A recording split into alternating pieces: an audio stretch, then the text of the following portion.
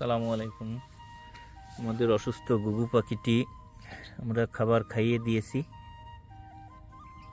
এবং এটা আগের চেয়ে একটু সুস্থ হয়েছে। চিল দ্বারা আক্রমণের শিকার হয়ে গুগু পাখিটি মারাত্মকভাবে মাথার চামড়া উঠিয়ে নিয়ে যায়। যেহেতু আমাদের নেটের ভিতরে ছিল, যার কারণে ওকে সাথে সাথে নিয়ে উড়ে যায়নি, শুধুমাত্র কামড়িয়ে চামড়াটা মাথার তুলে নিয়ে যায়।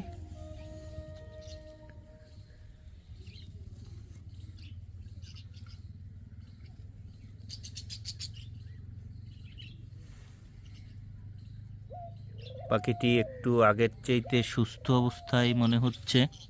এটার চোখের অবস্থা, দুই চোখের অবস্থাই খুব খারাপ ছিল। এখন